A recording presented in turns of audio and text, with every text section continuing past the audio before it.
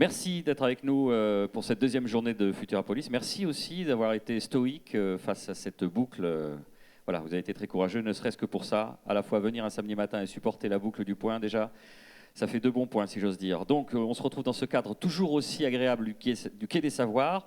Je vous le rappelle, si vous n'étiez pas au courant, qu'on est présent à nouveau sur 3 lieux cette année, ici, au Quai des Savoirs, au Muséum d'Histoire Naturelle et aussi sur les allées Jules Guesde, avec le lab auquel vous pouvez évidemment accéder gratuitement. Je vous invite à y faire un tour. Vous en aurez plein les yeux avec des robots, de la réalité virtuelle, de nombreuses autres démonstrations technologiques bluffantes. Vous découvrirez aussi cette année une nouveauté avec chaque table ronde, une atmosphère différente, un code couleur qui vous indiquera à quelle thématique elle se rapporte. Alors, on commence avec la couleur bleue pour Futuragora, là où se jouent les luttes de pouvoir de demain, avec notamment l'avènement des fake news, la démocratie directe, la vie privée, comment reprendre la main et lutter pour notre souveraineté collective et individuelle. Une autre couleur, une autre thématique, c'est le violet pour Futura Possible, là où se construisent les modes de vie de demain, transport, loisirs, travail, consommation. Vous le savez, notre quotidien ne ressemble en rien à celui de nos aînés. Alors de quoi seront faites nos journées dans 10 ans, dans 50 ans, dans 100 ans? On le découvrira ensemble. Enfin, la couleur rouge pour Futura Mythologie, là où s'écrivent et se défont les mythes de demain, nouvelles utopies, futurs souhaitables et bobards à grande échelle. Les grands récits de demain s'enracinent dès aujourd'hui. Il est temps, évidemment, de les questionner.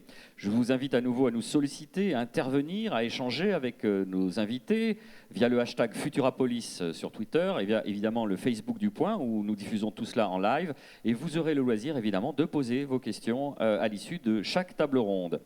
Le thème de notre première session est un thème très prime-sautier, très joyeux pour un samedi, c'est le meurtre. Demain, le meurtre parfait pourra-t-il encore exister? Les nouvelles technologies pourraient bien devenir nos meilleurs alliés pour prévenir les crimes ou les résoudre? Est-ce que vous avez besoin de revivre les derniers instants de la victime? Interroger son assistant vocal, des alibis à vérifier, croiser les données de géolocalisation de chacun des suspects, la traque des buts, ne bougez pas de votre fauteuil, les logiciels de reconnaissance faciale s'en chargent à votre place. Pour parler de ce sujet, nous avions demandé à 4 experts de venir témoigner. Malheureusement, vous l'avez tous lu en découvrant le programme, l'un d'entre eux s'est fait assassiné hier. Oui, mesdames, messieurs, un meurtre. Nous avons beaucoup hésité et nous avons finalement décidé de maintenir le programme et de mener l'enquête avec vous. Et pour vous, pour nous aider dans cette investigation, je vous demande d'accueillir chaleureusement Loïc Rivalin.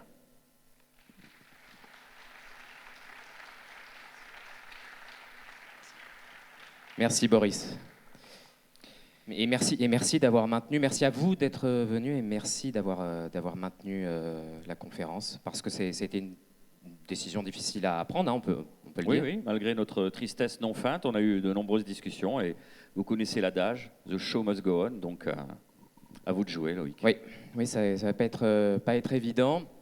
The show must go on, malheureusement, il ne va pas continuer donc pour notre principal invité, le professeur Qui a tué qui. Alors, vous avez sans doute entendu parler du professeur, la victime, le professeur Qui a tué qui est un célèbre criminologue, vous le connaissez, pour tous ses travaux sur le crime, le rapport entre la nouvelle technologie et la criminalité. On était ravis de l'accueillir parce qu'il allait dédicacer pour nous son nouveau livre, son dernier livre, « Le crime n'existe plus quand la technologie trahit les criminels ». Bon, la thèse principale du livre, vous la connaissez, hein, dans une société d'hypersurveillance, d'audiosurveillance, de traces et de traques numériques, demain, et vraiment il annonce ça pour les quelques mois à venir, pour les quelques années à venir, probablement n'y aura-t-il plus de crimes, plus de meurtres, parce que tout acte meurtrier, criminel, sera rendu impossible aux criminels. Sauf que hier, il est mort. Il est mort, il a été assassiné au cours de la soirée. Nous avons prévenu la police. Alors, ça se passait ici. Vous avez peut-être vu à l'entrée le bandeau de la police scientifique et la silhouette au sol. Ça se passait ici, il y avait un dîner, nous étions tous en format dîner, table ronde et cocktail avec nos invités. Et au cours de la nuit, nous avons retrouvé son corps sans vie devant le quai des Savoirs. Alors, pas de traces de coups, pas de traces de lutte, pas d'empoisonnement. On a fait rapidement une analyse toxicologique. Je vous donne plein d'infos, s'il vous plaît, notez, parce que vous allez résoudre le crime. Et pourtant, on pensait à la thèse de l'accident, mais jusqu'à ce qu'on retrouve au petit matin ceci. Envoyé dans un colis anonyme, professeur Kiatueki, le crime existe encore quand la technologie sauve les criminels, sans rancune, professeur. Voilà. Vous avez les premiers éléments. Donc, nous avons beaucoup hésité à continuer, comme vous le disiez, Boris, cette séance. Nous sommes assez catastrophés et en même temps, nous sommes ravis. Nous sommes ravis parce que cet événement est l'occasion de nous pencher très concrètement sur cette question. Est-ce que demain, le crime sera encore possible avec les nouvelles technologies qui s'annoncent, avec les caméras de sécurité, avec la cybersurveillance? Est-ce que, au contraire, la nouvelle technologie va permettre, et va malheureusement permettre aux criminels de changer, de métamorphoser leurs méthodes? Je vais avoir 3 invités qui vont nous aider à répondre à cette question, qui ont bien voulu venir. Ils ne sont pas suspects, c'est important. Ils ont parlé au professeur hier. Ils ont des choses à nous apprendre. Notez bien ce qu'ils vont vous dire, parce que vous allez apprendre beaucoup de choses, mais vous allez aussi apprendre tout ce qui s'est passé hier soir, juste avant la mort du professeur. Nous n'allons pas résoudre le crime tout de suite. La conférence de la table ronde dure un petit 3/4 d'heure. Et ensuite, vous verrez, vous aurez la possibilité, tout au long de la journée, d'aller enquêter au Quai des Savoirs. Et pour tous ceux qui nous suivent aussi sur les réseaux sociaux, sachez que vous avez la possibilité de jouer. Il y aura un lien dans les commentaires pour jouer avec nous et pour essayer de trouver le criminel. Voilà, vous en savez assez sur ce format de table ronde et je vous demande tout de suite d'accueillir notre premier invité qui a bien voulu maintenir sa présence, Gérard Haas, docteur en droit, avocat à la Cour d'appel de Paris et spécialiste du droit des nouvelles technologies. Merci de l'applaudir. Merci Gérard. Merci maître. Je vous en prie. Merci maître et merci d'être venu. Ça n'a pas été facile pour vous non plus. Gérard, je vais être cash. Vous êtes la dernière personne à avoir parlé au professeur. Mais vous me soupçonnez pas. Je ne vous soupçonne pas. Alors, j'ai annoncé juste avant que vous n'étiez pas suspect. Voilà, je veux juste savoir, on essaie de retracer le fil de la soirée. Est-ce que vous pouvez m'expliquer de quoi vous avez parlé avec le professeur, dans quel état il était, qu'est-ce qui s'est passé hier soir? J'étais dans cette belle ville de Toulouse avec le professeur, on était en train de dîner ensemble. Et bien entendu, il était sur ces fameuses théories dans lesquelles il pensait, et nous avions un léger désaccord là-dessus, il pensait que demain, il n'y aurait plus de crimes parce que les nouvelles technologies lui permettraient de tout savoir. Alors moi, j'étais avec lui, on parlait en fait sur les conséquences de l'ADN. C'est vrai que ça avait permis aujourd'hui de terriblement avancer. Et lui, il était dans son délire autour de la question des enceintes connectées qui permettraient demain de trouver en fait et de tracer tous les individus. Donc on était dans un véritable débat là-dessus. Alors quand vous parlez d'enceintes connectées, vous parlez des assistants vocaux, c'était quoi le débat? Oui, en fait... j'avais l'approche de dire qu'il y avait eu des progrès qui étaient vraiment énormes aujourd'hui grâce à l'ADN, qui permettait de réaliser des portraits robots génétiques. Et donc on était dans un débat très intéressant autour de ça. Vous êtes tous au courant en fait de cette grande avancée qu'il y avait et puis de ces bouleversements, puisque depuis 2014, la Cour de cassation a reconnu effectivement qu'on pouvait, à partir de l'ADN d'un inconnu, essayer de rechercher des traces. Et donc on était sur ce débat et le professeur, lui, me dit « Mais regardez, pour moi, aujourd'hui, les enceintes connectées vont nous permettre demain de réaliser des portraits robots de gabarit des personnes grâce à leur voix.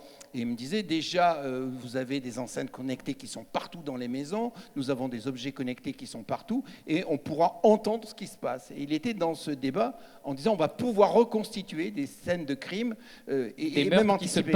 qui se passeraient chez les gens.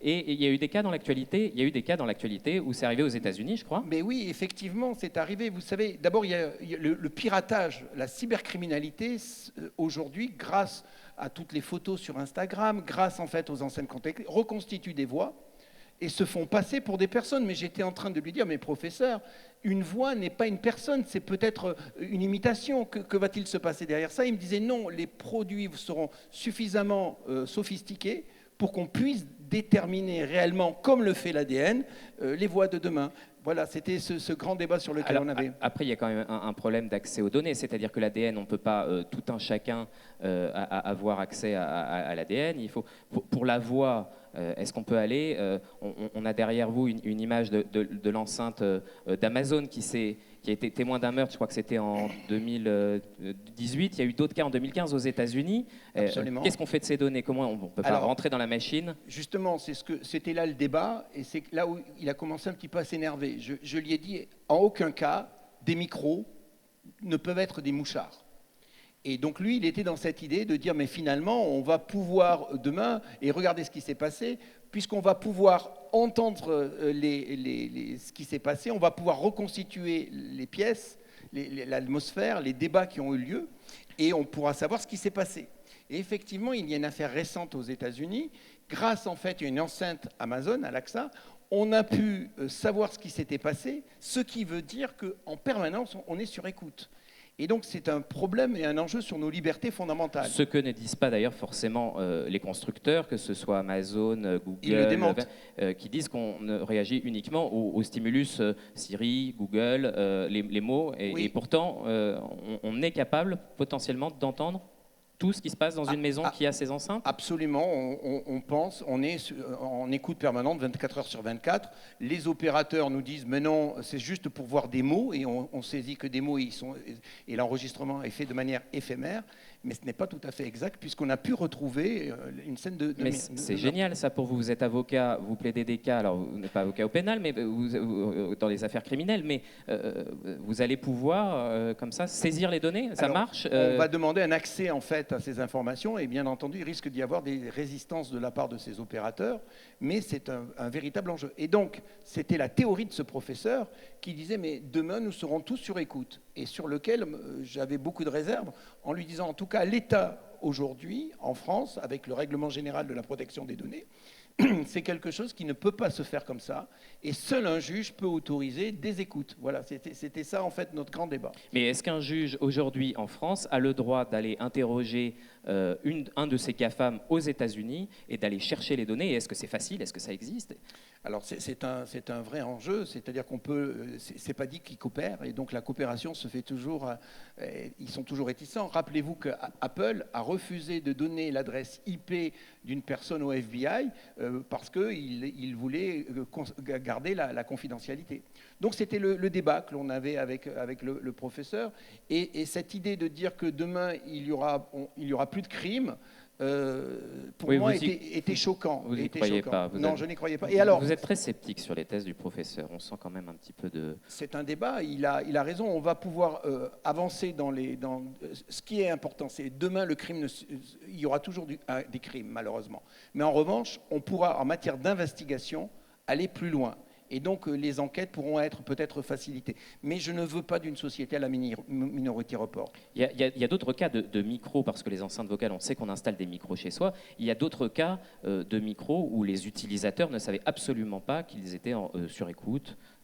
Absolument, mais vous savez, en même temps, je voudrais faire la passerelle avec l'ADN. Oui. Regardez le cas, peut-être vous connaissez le Golden State Killer. Vous connaissez? Oui, alors vous allez nous expliquer. C'est un tueur aux États-Unis. Voilà. Il y avait un crime qui n'avait pas été résolu pendant 40 ans. Un violeur qui, en fait, avait commis beaucoup de crimes. Et on était, si vous voulez, on n'arrivait pas à le repérer. Et en fait, grâce à l'ADN, 40 ans après, dans une base de données d'un membre de sa famille, en fait, on a pu le retrouver. grâce à l'ADN, enfin des cheveux qui étaient posés, qui ont été retrouvés sur les scènes du crime, et on a pu, 40 ans après, découvrir le coupable. Ça veut dire qu'on n'a pas retrouvé, on a retrouvé son ADN à lui, mais ce n'est pas son ADN qu'on a retrouvé dans la base de données. Un de ses parents. C'était un de ses parents. Et ce qu'il faut préciser, c'est que ce parent avait fait des tests génétiques c'était il y a 1 an ou 2, je crois, ouais, c'est ça, de récréatifs, comme on les appelle, pour savoir si on est 20% italien, 37% roumain, et espagnol, américain, etc. Et il s'est fait coffrer parce que son cousin avait fait ce test et que la police avait eu accès aux données. Et après, il a reconnu les faits. Je voulais dire aussi que, par exemple, en France, si on avait fait dès le départ dans l'affaire Louis-Georges, on avait pu utiliser l'ADN de Louis-Georges, on aurait vu qu'une série de personnes qui avaient été considérées comme étant des suspects ne l'auraient pas été. En même temps, il y avait des problèmes vous savez, parce que dans l'affaire Louis-Georges, il se trouvait qu'on aboutissait toujours sur des personnalités qui étaient indo-européennes ou maghrébines. Or, en fait, Louis-Georges était métis. Donc, on aurait pu tout de suite déceler ce phénomène et on aurait pu avancer considérablement. Aujourd'hui, grâce à l'ADN, et vous le voyez tous dans toutes les séries de télé, etc., ça facilite l'enquête. Et il n'y a plus d'enquête qui ne peut plus être technologique. Ça aussi, c'est ce point où nous étions d'accord tous les deux avec le professeur. Et puis, à ce moment-là, il se lève. On l'appelle au téléphone. Ah, alors, il a eu un coup de fil au téléphone, d'accord. Oui. Il était quelle heure ? Je crois que c'était avant minuit. Je note. Très bien. Vous notez tous, j'espère. Merci. Avant minuit, d'accord. Vous n'avez pas entendu de quoi il parlait, etc. Non, on était sur... Non, okay. C'était là-dessus. Ah, d'accord. Mais l'ADN, finalement, quand vous parliez de ça, l'ADN, c'est pas nouveau dans l'enquête policière. Ça fait 20 ans qu'on sait quand même un peu l'exploiter. Sauf que là, on a franchi un nouveau pas avec des moyens technologiques un peu plus puissants. Oui. Le portrait ADN, par exemple. Le portrait robot génétique est aujourd'hui un fait qui est de plus en plus qui est réalisable. Alors, je pense qu'il faut expliquer ce que c'est que le portrait robot génétique en quelques... Grâce à l'ADN, aujourd'hui, on va pouvoir reconstituer, si vous voulez, non seulement la morphologie de la personne, mais également on va commencer à réaliser un portrait en 3D de la personne, et la fiabilité est quand même très, très, très bonne, puisqu'on peut arriver à 85% aujourd'hui. Ça veut dire qu'aujourd'hui, la plupart des gens dans cette salle, nous, on n'est pas forcément fichés parce qu'a priori, nous n'avons pas commis de crime. Pour vous, c'est hors de cause, j'en suis persuadé, maître. Merci. En revanche, nous laissons tous évidemment des traces, et je peux avoir mon portrait robot qui sort dans les fichiers de police depuis quelques années, mais il va être flou. Enfin, par exemple, monsieur ici est assis, va laisser tomber un cheveu. En ramassant son cheveu, je vais pouvoir en fait dire que son groupe sanguin. Je pourrais peut-être dire... Alors monsieur, ça va être un problème parce qu'il a des cheveux blancs. Et là, c'était le problème sur lequel nous avions un débat avec le professeur, puisqu'on peut manipuler en fait les informations. La fiabilité n'est pas à 100%. Hein. La personne peut se teindre, elle peut aussi se colorer les yeux, etc. Mais sinon, grâce à ça, on va pouvoir avoir en fait son caractère, son groupe sanguin. On pourra savoir qu'il est de sexe masculin. On va pouvoir ensuite reconstituer un visage. On pourra donner son âge. Et donc, on va véritablement avancer dans le portrait robot de la personne qui est soupçonnée ou qui était présente sur les lieux. En fait, c'est ça qu'il faut savoir, et c'est là-dessus sur lequel je n'étais pas d'accord avec le professeur, c'est que je peux savoir qu'une personne est présente, je ne sais pas si elle est coupable. Donc, ce sont que simplement des premiers indices. Et je n'étais pas aussi radical que lui dans sa démarche, parce qu'il considérait que c'était déjà le début et la fin des crimes. Non, on n'est pas dans de la prédiction encore, on peut anticiper, mais on n'est pas encore dans la prédiction. On ne peut pas dire que monsieur est le coupable. Et je vous défendrai, monsieur, ne vous inquiétez pas.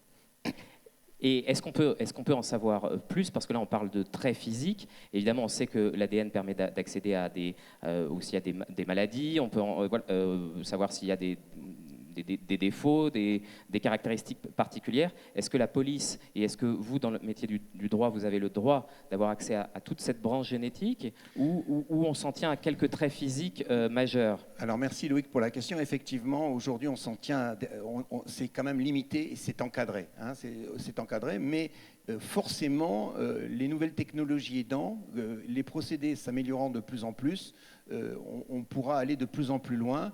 Et je pense que d'ici 5 ans, on aura des portraits robots qui seront génétiques extrêmement fiables. Et on pourra savoir, encore faut-il après que des lois nous autorisent à pouvoir utiliser toutes ces informations. Tout ça est encadré aujourd'hui. Normalement, avec l'ADN d'aujourd'hui, il y a 21 allèles voilà, que l'on peut utiliser. Mais pourquoi se limiter avec toutes les craintes qu'a la société en matière de sécurité, de lutte contre le terrorisme, de sécurité publique, etc. Donc d'intérêt général, etc. Donc en fait, je pense que ça va s'élargir avec le temps. Pour vous, l'ADN, c'est une révolution technologique qui permet d'aller évidemment encore plus loin dans le crime, on s'en doute depuis quelques années. Pour vous, ce qui est en train de se passer avec la voix, qui nous fait rentrer aussi au plus près chez les gens et ces micros connectés, pour vous, ça n'est pas pareil et c'est un risque pas comparable. Ce ne sont pas des mêmes identités. L'identité vocale n'est pas aussi précise que l'identité génétique. Aujourd'hui, ça... À ce jour, la voix, on peut faire beaucoup d'imitations. On va en parler d'ailleurs à la conférence d'après, juste à la table ronde à 11h. Nous aurons un chercheur qui va faire des manipulations sur la voix pour montrer tous ces deepfakes qu'on peut créer. On peut reconstituer très facilement la voix. C'est moins fiable que l'ADN. Ça, c'est la première chose. Mais peut-être qu'il y a d'autres techniques. Peut-être que via l'image, il peut y avoir d'autres techniques qui peuvent être plus sûres. On en parlera aussi également à 11h. Merci Gérard. J'en profite pour faire le point sur l'enquête avec vous. On a appris, qu'est-ce qu'on a appris on a appris grâce à vous que le professeur avait reçu un coup de fil, donc un peu avant minuit. Oui, puis moi je suis pas. Non, mais il n'y a pas de problème, Gérard. Je vous assure. Donc oui, effectivement, c'était avant minuit. Il est parti dehors. Il avait un téléphone, il est parti dehors. Et on n'en sait pas plus. Voilà. Et on ne l'a plus revu après ce coup de téléphone. Merci infiniment, maître. Merci d'avoir eu le courage de venir. On peut applaudir maître Gérard Haas et j'en profite pour... Merci Gérard. J'en profite pour accueillir notre deuxième invité, Aurélie Jean, docteur en sciences spécialisée sur les algorithmes de prédiction et leur comportement et qui va nous parler de reconnaissance faciale. On l'applaudit. Merci Aurélie. Bonjour. Bonjour Aurélie Jean, merci d'être venue. Alors avec vous un autre sujet. Vous étiez là également, on était là, ici. Et voilà, moi j'étais là, vous étiez là, je vous voyais de loin. Vous avez parlé avec le professeur, de quoi est-ce que vous avez parlé au cours de la soirée? En fait, on a parlé de son livre et des arguments qu'il apportait en fait, pour soutenir l'utilisation unilatérale et sans condition de reconnaissance faciale, d'algorithmes de reconnaissance faciale pour identifier des criminels et pouvoir les traquer, les choper le plus rapidement possible. Alors la reconnaissance faciale, c'est le mot un peu de l'année 2019, on en a beaucoup parlé aux États-Unis, on a beaucoup parlé en Chine aussi. Vous avez parlé de ça. La situation n'est pas du tout la même en France. En Chine, elle est très différente aussi. En fait, pour l'utilisation d'algorithmes de reconnaissance faciale, il faut des caméras. Donc il faut des caméras partout, j'ai envie de dire. Donc c'est vrai qu'après, il y a des considérations en termes d'atteinte à la vie privée. Donc c'est vrai que par exemple, dans des pays comme la Chine, on peut voir des caméras partout. En France, ce n'est pas le cas. Par exemple, dans la ville de San Francisco, aux États-Unis, ils ont refusé d'utiliser les algorithmes de reconnaissance faciale alors qu'il y avait déjà des caméras dans la ville, puisqu'il y a des caméras aussi dans Paris pour surveiller ou autre, mais il n'y a pas d'algorithme qui tourne derrière. Donc c'est ça qui est un peu différent. D'accord. Et donc en Chine, je crois que vous avez parlé de ce cas très récent. Oui, c'est vrai, on en a parlé tout à l'heure. En fait, il y a eu un cas très récent en Chine d'un criminel justement qui était que l'on recherchait pour, je crois, depuis 17 ans, quelque chose comme ça. Et grâce à un algorithme de reconnaissance faciale d'identité, ils ont pu l'identifier et donc l'interpeller. Et donc 17 ans après. 17 ans après, ce qui est énorme, 17 ans. Hein. Alors qu'il avait changé. Mais oui, c'est ça qui est intéressant. Donc c'est très intéressant de voir que l'algorithme a néanmoins fonctionné. Après, je ne connais pas l'algorithme. Peut-être qu'ils avaient mis en place en plus un processus de vieillissement pour projeter le visage de la personne 17 ans après. Voilà. Et je crois que pareil, en Chine, pour ne pas me tromper, il y a eu plusieurs centaines de cas cette dernière année de gens qui ont été interpellés. Alors, on ne connaît pas exactement les chiffres, on ne connaît pas surtout la performance. Est-ce que sur ces 200 cas, il y en a eu peut-être 10 ou 20 qui ont été des erreurs? Et il faut réfléchir à ça aussi. Puisque comme je dis souvent, quand on est chercheur, quand on développe une technologie, on développe un outil, un algorithme, on a tendance à penser le for good, c'est-à-dire que pour bien faire, voilà. Mais en fait, on peut aussi faire du mal à une minorité, et même cette minorité, même si on fait du mal à cette minorité, on se trompe, les conséquences peuvent être catastrophiques en fait. Donc les minorités, vous pensez à quoi? C'est des erreurs de... Typiquement, dans le cas des algorithmes de reconnaissance faciale, c'est pour ça qu'on en parlait avec le professeur hier, j'essaie de lui expliquer, qui était très agressif d'ailleurs, je tiens à le préciser, notez-le. Voilà. Justement, je lui ai expliqué que même si son outil fonctionne dans 90% des cas ou 80% des cas, il faut penser aux 10-20% restants de gens qui ont été détectés criminels et qui ne le sont pas, et qui vont peut-être voir leur vie bouleversée à cause d'une erreur, parce que les humains qui auront utilisé cet algorithme auront pris l'alerte de l'algorithme comme une vérité absolue, alors qu'il faut le prendre comme un indicateur éventuellement, mais c'est l'humain qui doit décider, réfléchir et analyser. Mais les erreurs en enquête policière, il y en a toujours eu dans les témoignages. Les témoins oculaires ont... Mais ce n'est pas une raison. La différence, c'est que dans les témoins oculaires, systématiquement, on met un doute sur le témoignage d'une personne, on essaie de gratter pour voir si la personne, ce qu'elle dit est vraiment vrai, alors que pour un algorithme, on a tendance à dire il y a une impartialité des mathématiques ou de l'algorithme qui fait qu'on n'a pas à avoir un œil critique sur le résultat obtenu, ce qui est faux en fait. Pour vous, les policiers qui sont derrière ou les juges qui sont derrière, ils sont formés à connaître ces algorithmes, ils peuvent soulever le capot pour voir ce qu'il y a dans la machine. Est-ce qu'ils les connaissent ? Ça, je ne peux pas vous dire, je ne sais pas. Ce que je peux vous dire, c'est que sans soulever le capot, ils doivent comprendre comment l'algorithme fonctionne, en particulier comprendre que l'algorithme a sûrement appris sur des données, voilà, et que cet algorithme, du coup, peut se tromper. Petit détail, mais par exemple, on sait sur les algorithmes de reconnaissance faciale, pas dans un but de détecter des criminels, mais dans un but de reconnaître un visage quand on utilise notre téléphone intelligent et qu'on peut débloquer notre téléphone ainsi. Les premiers algorithmes de reconnaissance faciale, par exemple, ne reconnaissaient pas les peaux noires, parce que l'algorithme avait appris sur des photos de personnes blanches uniquement, sûrement parce que les gens qui avaient développé cet algorithme, en tout cas dans sa première version, étaient principalement composés de blancs. Donc il y a aussi un biais cognitif de notre part qui va être introduit dans l'algorithme et qui peut du coup avoir des conséquences assez dramatiques. Je vous donne un exemple. Typiquement, l'algorithme qui apprend sur des images pour identifier un criminel, en tout cas une scène suspecte, peut par exemple enregistrer dès qu'il y a une agitation dans la foule, peut prendre ça comme une alerte et du coup zoomer et identifier. Mais en fin de compte, si par exemple on danse le tango est une danse extrêmement on a dansé hier soir. On a dansé hier soir. L'algorithme pourrait nous identifier comme un comportement suspect. Juste parce que il n'y a pas encore cette finesse, mais c'est peut-être un pas technologique encore à passer. Je pense qu'on passera le pas technologique, mais en fait, le plus important, c'est de comprendre que l'algorithme ne doit pas... et là, je parle vraiment d'un point de vue technologique. Après, il y a un point de vue éthique et en termes de vie privée et autres, mais d'un point de vue technologique, on va y arriver. Mais même là-dessus, je pense que les gens doivent comprendre que l'algorithme leur fournit en fait un indicateur, mais pas une vérité absolue sur un criminel potentiel. Alors pourquoi on parle d'algorithmes et surtout de reconnaissance faciale? Peut-être préciser pour nos enquêteurs, c'est que vous ne les voyez pas bien parce qu'elles sont bien cachées. Il y avait des caméras de sécurité à reconnaissance faciale hier. Mais moi, c'est par exemple, je ne le savais pas. Je savais qu'il y avait qu'il y avait des caméras, mais je ne savais pas qu'il y avait un algo de reconnaissance faciale qui tournait derrière. Ah, mais on avait mis des petites étiquettes à l'entrée, on en a parlé. On était au stand maquillage ensemble. Ouais. Ah oui, parce qu'il faut peut-être préciser aussi. Donc le thème de la soirée hier était voyage dans le futur. Donc on était tous maquillés à la mode Star Trek. Enfin, il y avait un stand, c'était rigolo. D'ailleurs, il y avait des petits déguisements, des choses. Peut-être que ça peut biaiser un tout petit peu.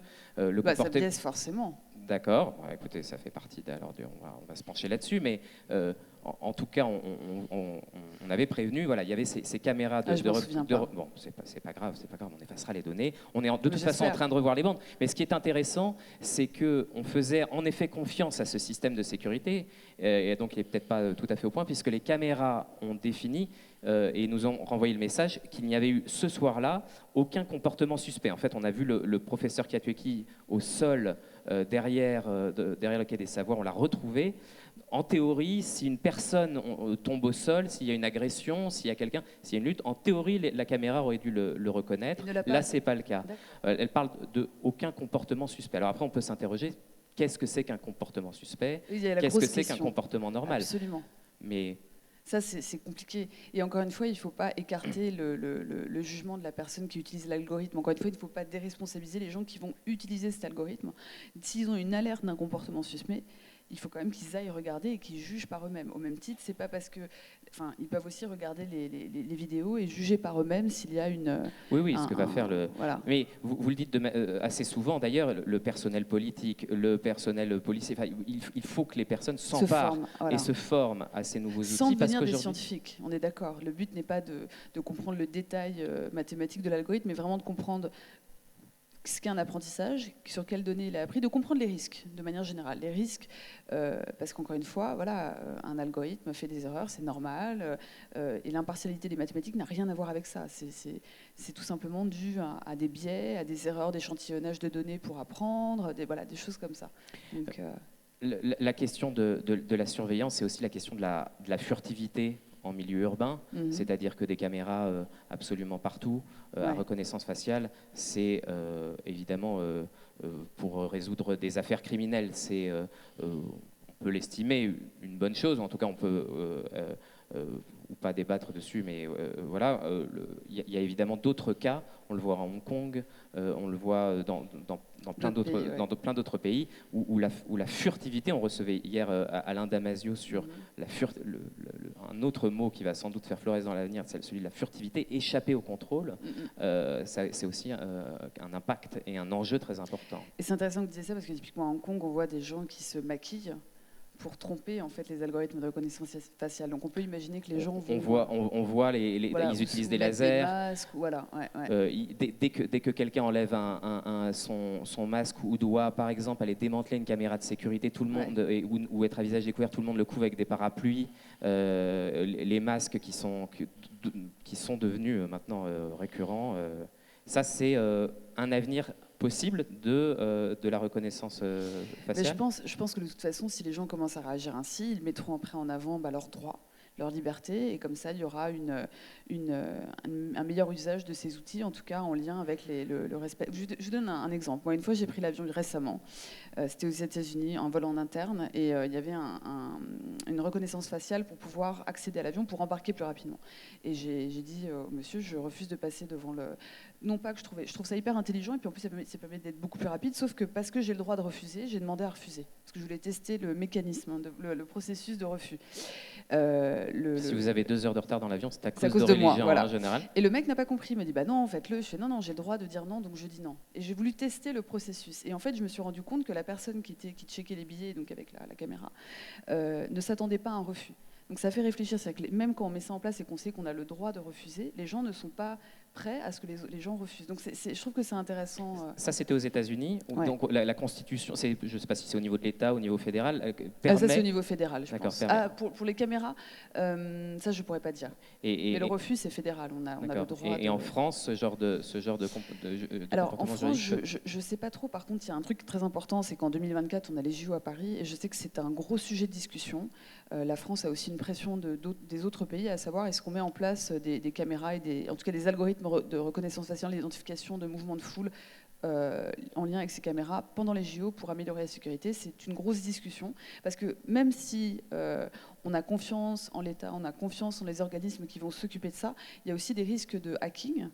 C'est-à-dire que des risques en fait de personnes, des méchants, on va dire ça, qui peuvent aussi capter la donnée, hacker le système. Voilà. Donc il y a des risques et donc il faut faire ça de façon cohérente, responsable, éthique et technologiquement efficace. Quels sont les enjeux de pouvoir là-dessus ? C'est la France, l'Europe, elle parle dans le même sens. J'imagine que la Chine, les États-Unis ou d'autres pays n'ont peut-être pas forcément la même vision de cette surveillance. Alors je connais pas, je suis pas dans les discussions, donc je ne sais pas. Par contre, c'est vrai qu'on a tendance à associer la Chine aux États-Unis, c'est quand même très différent. Les États-Unis sont beaucoup plus proches de nous que de la Chine. Les États-Unis, certes, c'est un pays libéral, mais c'est un pays, par exemple, encore une fois, le cas de San Francisco, au conseil municipal, ils ont été, je crois, 9 personnes sur 10 à voter contre les algorithmes de reconnaissance faciale dans la ville de San Francisco. C'est une première, en fait. Je pense que ça va faire jurisprudence aux États-Unis et peut-être aussi en Europe. Donc les États-Unis, c'est pas le pays des cow-boys. Il faut pas non plus. Voilà, il y a beaucoup de lois pour protéger les données, et même le RGPD qu'on a installé en mai 2018 en Europe a une influence aujourd'hui aux États-Unis. Donc c'est intéressant. Je pense, je mettrai pas la Chine et les États-Unis au même niveau là-dessus, en tout cas. Merci Aurélie Jean. Merci à vous. Merci de nous avoir éclairés sur ces questions. Je rappelle que à quelle heure vous faites votre dédicace? Juste après? À 11h. À 11h. Juste après, en sortie de salle, vous pouvez retrouver Aurélie Jean pour votre dernier livre qui se nomme... Mon premier livre. Votre premier livre et votre dernier en date et votre Oui, premier voilà. l'année. J'espère que ce ne sera pas le dernier, mais bon. Donc c'est C'est ce que disait le professeur Kiatioki aussi il y a quelques heures. Ah oui, Pardon. ne me dites pas ça, s'il vous plaît, ça porte malheur. Donc oui, c'est de l'autre côté de la machine, Voyage d'une scientifique au pays des algorithmes, chez l'Observatoire. Et donc vous parlez de ces algorithmes Absolument. qui nous surveillent, Voilà. qui offrent de formidables possibilités, en même temps des biais, des Voilà, erreurs, c'est des un- risques c'est d'erreur. un livre pour comprendre les mécanismes, développer son sens critique, son analyse critique par rapport à tous ces débats, ces sujets comme le sujet voilà, du meurtre du professeur, et de comprendre en fait pourquoi, comment et qu'est-ce que ça implique. Eh ben, on fait le point sur l'enquête grâce à vous parce qu'on a appris, Merci. on a appris des choses. Les caméras, donc vous l'avez noté, je vous ai vu noter, les caméras étaient équipées d'un logiciel de reconnaissance faciale et hier, le logiciel en place partout au Quai des Savoirs n'a détecté aucun comportement suspect alors même que le professeur a été retrouvé effondré dehors. Voilà, donc ça nous interroge évidemment. Merci Aurélie, on beaucoup, vous applaudit. Merci. Et je vous propose d'accueillir ma dernière invitée, Myriam Kemener, avocat général à la Cour d'appel de Paris, experte en cybersécurité, qui va nous parler objets connectés et traces numériques. Bonjour Myriam.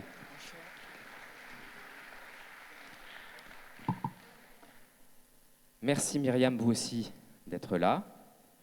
Vous avez été conseillère juridique sur les questions de cybercriminalité au ministère de l'Intérieur. Vous êtes également experte de ces questions au Conseil de l'Europe. Vous avez écrit de nombreux livres sur la cybercriminalité. Est-ce que c'est le sujet que vous avez abordé hier avec le professeur? Est-ce que vous avez parlé un peu de ça? Racontez-nous votre soirée, comment c'était? Oui, alors il y a une discussion à bâton rompu. J'ai remarqué qu'il avait une montre connectée. Donc ça a été le point de départ de nos échanges. On a parlé aussi d'un cas, justement, d'un tueur à gages qui a été confondu grâce à sa montre. Donc c'était tout à fait intéressant. Racontez-nous cette histoire. C'était des crimes qui n'avaient pas été élucidés. Et donc les services d'enquête, grâce à l'exploitation des données de GPS, sont remontés sur ce tueur à gages. Et ça a permis d'élucider un deuxième crime.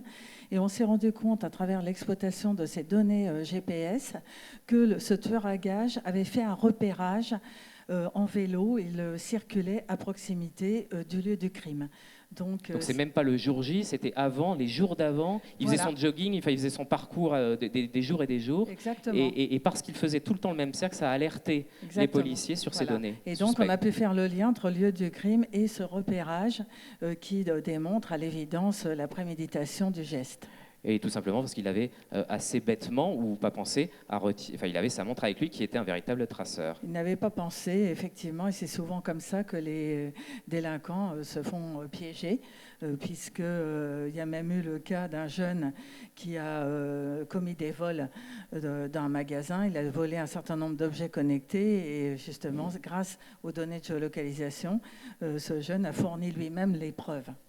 En même temps, la géolocalisation, c'est pas nouveau. On a tous ces films policiers en tête sur les appels, la triangulation. Bon, depuis que le téléphone existe, on essaye de traquer les coups de fil. Bon, là, évidemment, avec les objets connectés, le smartphone bien sûr, mais tous les objets qui nous entourent, qu'est-ce qui change? C'est plus précis, c'est plus puissant, on a une tonne de données incroyables? Alors déjà, en fait, les GAFAM nous géolocalisent à travers tous ces objets connectés que nous avons à portée de main.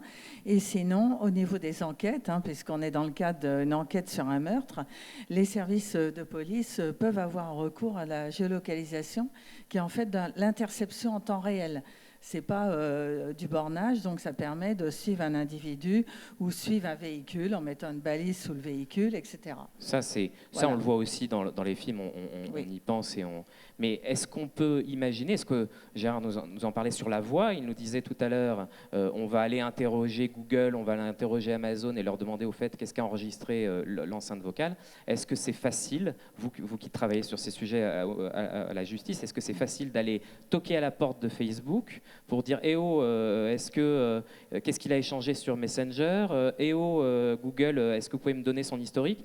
Comment on fait? Alors en fait, effectivement, on ne toque pas à la porte, mais on fait des réquisitions. Donc il y a une demande, c'est un acte, je dirais, juridique qui permet de récupérer des données. Et après, c'est variable suivant justement ces géants de l'Internet. Il y en a qui vont être très réactifs, ou alors certains... Ils jouent le jeu. Il y en a qui jouent le jeu. De plus en plus, suite aux attentats de 2015 notamment, il y a eu des travaux dans le cadre de mes précédentes fonctions. Il y a eu un groupe de contact permanent où on échangeait avec l'ensemble des géants de l'Internet, Facebook, Google et autres. Et c'est aussi leur image de marque qui est en jeu. C'est-à-dire qu'ils coopèrent de plus en plus avec les services d'enquête et la justice. Français, européen aussi, ou pour l'instant ils parlent au ministère de l'Intérieur? Là, en fait, c'est des liens qu'on a développés entre l'Europe, parce qu'évidemment, on ne travaille pas en franco-français, l'Europe et les États-Unis. Et puis, il y a aussi, je pense que ce sera évoqué, il y a aussi des conflits de loi. Et depuis le Cloud Act, les États-Unis ont une tendance assez expansionniste.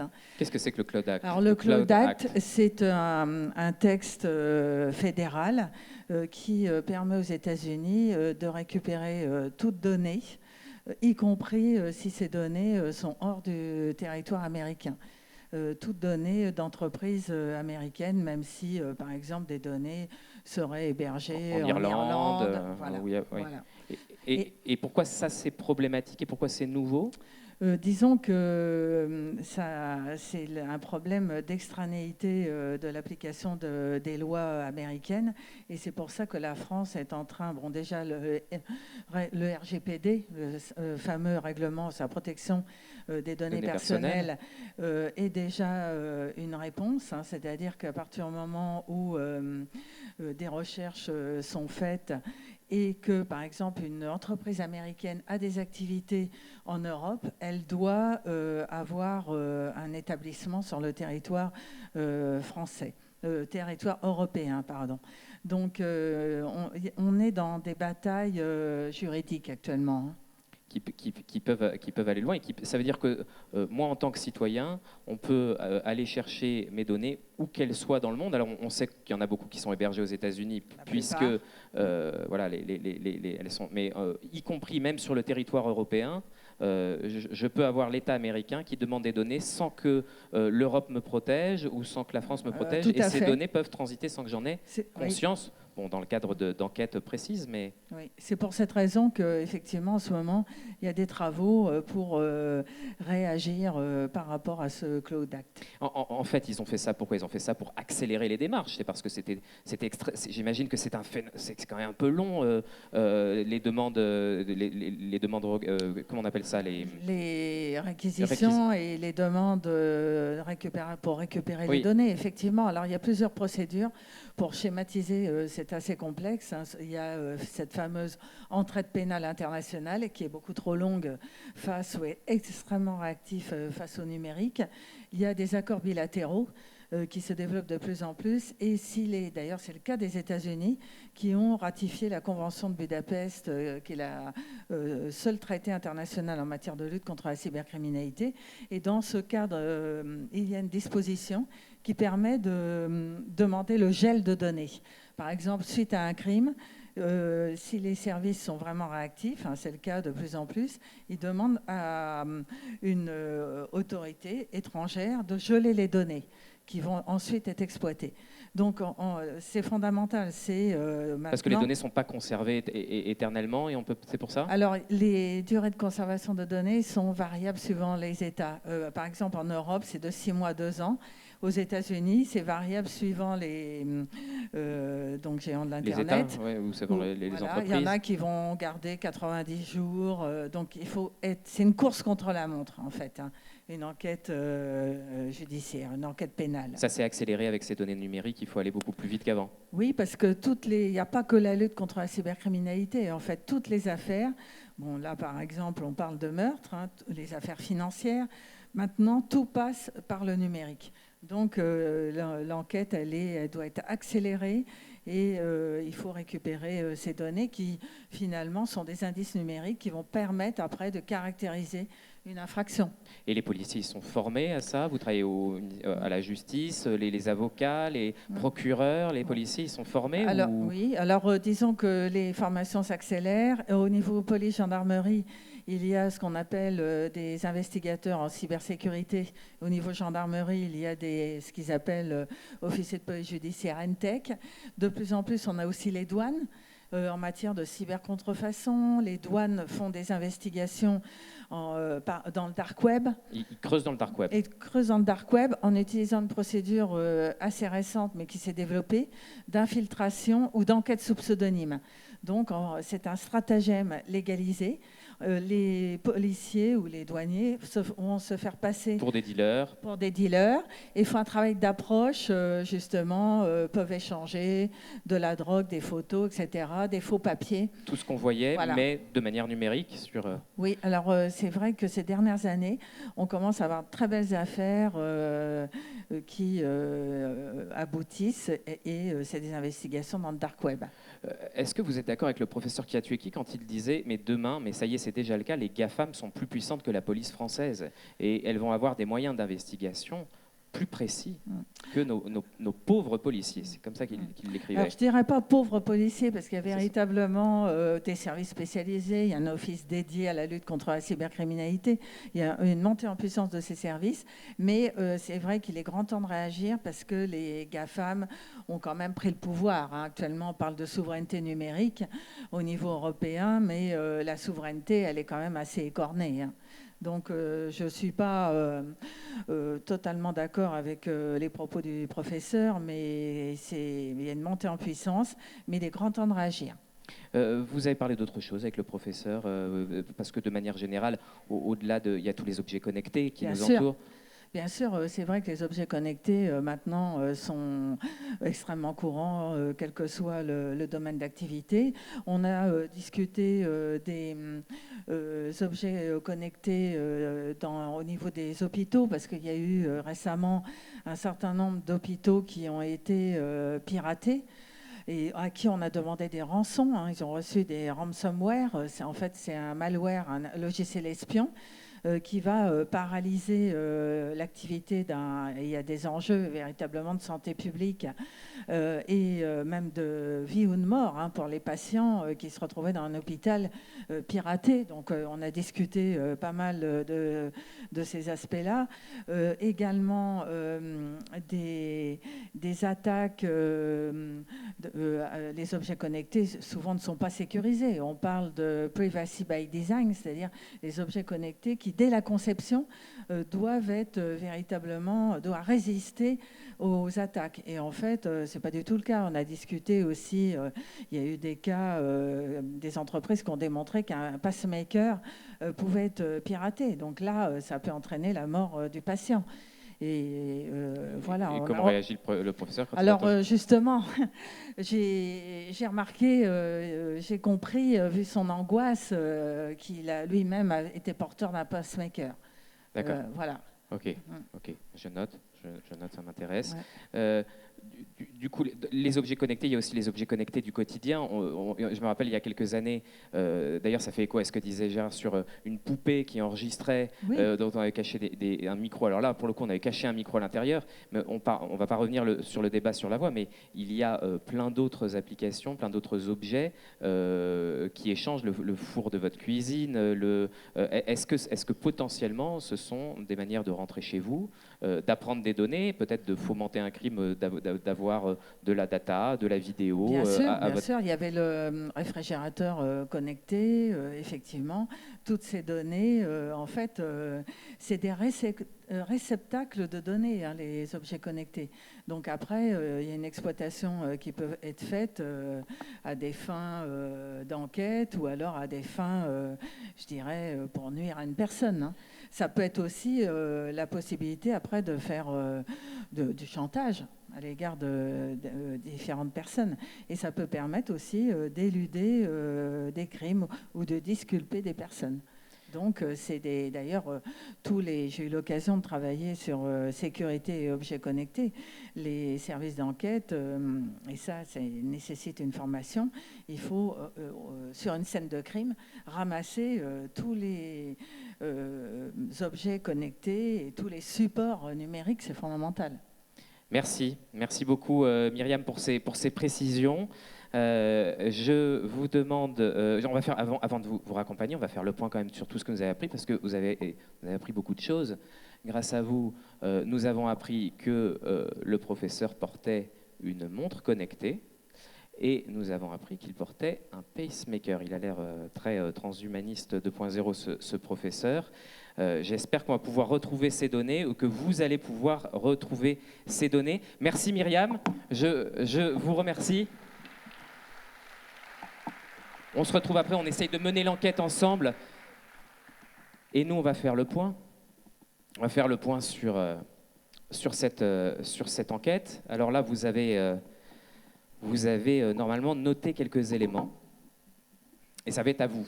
Que vous soyez sur les réseaux sociaux ou au Quai des Savoirs, ça va être à vous d'essayer de trouver les criminels. Alors, ils ne font pas partie des suspects, des témoins, des grands témoins qui étaient avec moi. Nous avons heureusement, il y en était 150 hier, nous avons heureusement réduit la liste des suspects à 5 personnes. Je vous les donne. Il y a l'organisatrice de l'événement, qui est ma boss, la directrice de Futura Police, qui avait donc la main sur beaucoup d'éléments hier. Le directeur du Point, c'est lui. C'est lui, me dit-on. J'ai aussi un fort doute sur lui, malgré son faux air d'enfant de cœur. Je pense qu'il est probablement suspect. Vous voyez, vous avez des exemples de maquillage qu'on avait sur hier pour cette soirée futuriste. Le chef d'orchestre de la sécurité qui réglait les caméras et le logiciel de reconnaissance faciale. L'ennemi jaloux, Guillaume Gralet, un ami pour moi, mais qui était particulièrement jaloux du succès du professeur. Il devait sortir son livre en même temps que lui, ça l'a complètement court-circuité dans les librairies. Est-ce que c'était son mobile? Et puis la fille du professeur, Lilou Kiatueki, qui est étudiante à Toulouse et qui était invitée comme de nombreux autres étudiants hier. Alors, pour mener l'enquête, ça ne se passe dehors, au Quai des Savoirs, ça se passe aussi sur les réseaux sociaux, je vous l'ai dit en commentaire, lorsque vous allez ouvrir les commentaires sur le stream ou sur les vidéos. Vous avez deux possibilités, il va falloir utiliser votre smartphone. Promis, on ne traquera pas vos données, juste pour savoir si vous êtes arrivé au bout. Soit vous avez Messenger, je vous conseille l'application, si vous l'avez, c'est assez stable, vous pouvez vous connecter, notez le petit raccourci, et vous pourrez vous connecter à notre bot d'investigation, Futura Police, voilà, et soit sur navigateur Internet, vous ouvrez ça dans votre navigateur et vous tapez, sinon, cette barre d'adresse. Soyez rassurés, en sortant, vous pourrez prendre quelques flyers où vous aurez les récapitulatifs de ces deux adresses. Voilà. Alors, ne jouez pas tout de suite parce qu'il y a d'autres conférences qui nous attendent. Notamment, on va parler tout de suite après de deepfake, de ces logiciels audio, vidéo qui permettent aujourd'hui de créer du faux. Donc, c'est un peu dans la continuité de ce thème. Vous avez toute la journée pour enquêter au Quai des Savoirs. Donc sur les réseaux sociaux, vous avez tout le temps aussi également.